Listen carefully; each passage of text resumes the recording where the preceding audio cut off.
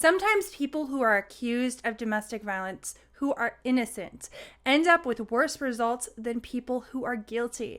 It is unfortunate, but it is true. And in this video, I'm going to be sharing with you 5 mistakes that innocent people make in their domestic violence cases that can really, really hurt them and can lead to a conviction so that hopefully you can avoid them. My name is Veronica. I'm a domestic violence defense attorney here in California, and I help people put their cases behind them so that they can enjoy their lives and their freedom. I am also the creator of a course called Defeat the DVRO, in which I teach you how to represent yourself at a restraining order hearing and win. So if in addition to being arrested and having a criminal case, you also have a separate restraining order case in family law court, this course is for you, and you can get your free first class in the course via the link down below. Okay, so let's jump right in. Let's talk about the 5 big mistakes that innocent people make in domestic violence criminal cases that can end up really hurting them.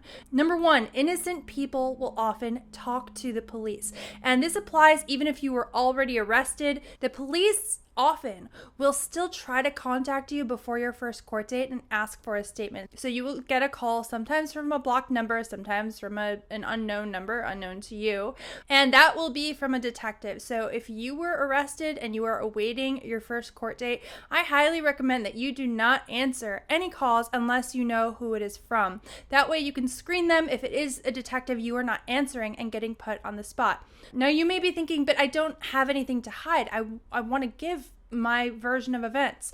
You know why the detectives call you even if you've already given a statement?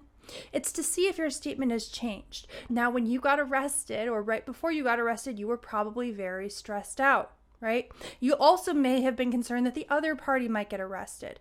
And now getting a call from a detective, if you do answer that, you are also going to be very nervous. What they are looking for there are inconsistencies. And this is one of the key reasons why attorneys tell people, even innocent people, not to talk to the police, not to make a statement, because you could accidentally be inconsistent. And when you are the defendant, any inconsistency is going to be used against you to show that you are lying. Number 2, not taking photos of any injuries that they might have. So one of the key defenses in a domestic violence case is self-defense. And I hear and see this all the time, where there was an argument and maybe the alleged victim attacked the person who ended up being arrested. And the person who ended up being arrested tries to stop the person who is attacking them, the accuser, the alleged victim, right? If you are the person who is accused, if you're being attacked, you probably have injuries too, right? You probably have some marks on your body. And the police may or may not take photographs of your injuries, but don't count on the photos that the police took.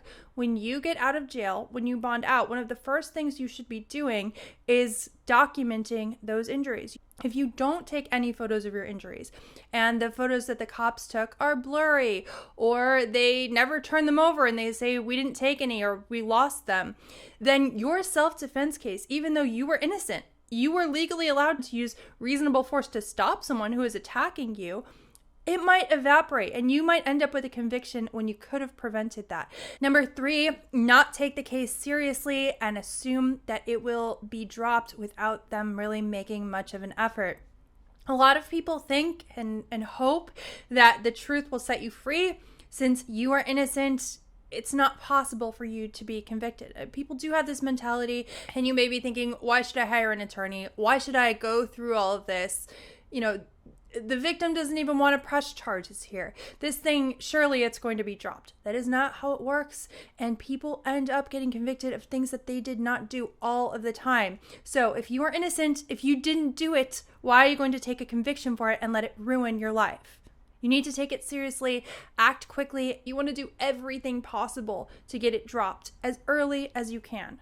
Number 4, trust the accuser, the alleged victim, even if they lied and violate a protective order. Now, where I see people go wrong is the alleged victim contacts the person who was arrested and says, I want to get back together, I'm really sorry. And the person who was arrested then texts back or gets back together with that person or sees them, does things that you are not allowed to do when a protective order is in place. Now, the problem here is that even if the alleged victim at that moment does not report this violation, which it's a separate crime to violate a protective order. So on top of what you already had to go to jail for and bail out for, that you have a criminal case coming up for, on top of that, this would be an additional crime. So even if they don't report that right away, I've seen them do it down the line. So maybe they get upset with you 2 months down the line, and now they report, and maybe they have text messages to prove to the police or to the DA that you committed a crime of violating a protective order. And it is a crime, even if they text you and you text them back. So when you text back, you are putting your life in that person's hands. At any moment, they could potentially get you arrested again. So if there is a protective order in place, you should follow it. If it is an emergency protective order, just wait it out. If it is a DVRO in court, like you got served with the TRO first and the other side wants to drop it, they can drop it if they want to easily. All that they have to do is not show up for the hearing and it will be dropped. They can also petition the court, although it's a little harder if they don't have an attorney before court to drop it. And if it is a criminal protective order, they need to come to court at your next court date and they can talk to the judge and potentially get it removed. So don't take the bait, don't trust them. There are things that they can do where you are not in violation of the law if they want to be in contact with you and you want to do the same. And number 5, an innocent person. Sometimes they do not want to fight back because they still love the other person or believe that the other person will ultimately drop it. This one is pretty heartbreaking, really, if you think about it. And I've had clients that tell me, well, I don't really want to use that. I don't really want you to use that because they'll be upset. They'll be embarrassed. And if you're my client, then I get to talk to you about it and explain to you, this is your life on the line. Nothing's going to happen to them. This is you. And we need to do everything that we possibly can to get this dropped. So if I have to cross-examine them and point out inconsistencies, if I want to show pictures of your injuries, if I want to use text messages that they sent you when the protective orders were in place, where they obviously want to get back together with you, because I think that that would be helpful, even if it's embarrassing for them, we need to use them. It is really important that you do not hold back, that you do not stop fighting because you believe that the other side will drop it or because you love them and you think that they'll be upset if you defend yourself. If that's how they are, by the way, maybe you can do better. Maybe you should move on. I know it's easier said than done, but this is someone who has taken action that could really ruin the rest of your life potentially and everything you've worked so hard for. I hope that you found this video helpful, and remember, if you do have a domestic violence restraining order case and you're going to represent yourself, you need to at least take the free first class in my course. It will help you. You will learn more than you are going to learn here on YouTube. It's a very succinct format because you don't have a lot of time before that very first hearing. And if you did find the video helpful, please don't forget to like, subscribe, ring the bell, and follow me on Instagram, TikTok, and Facebook.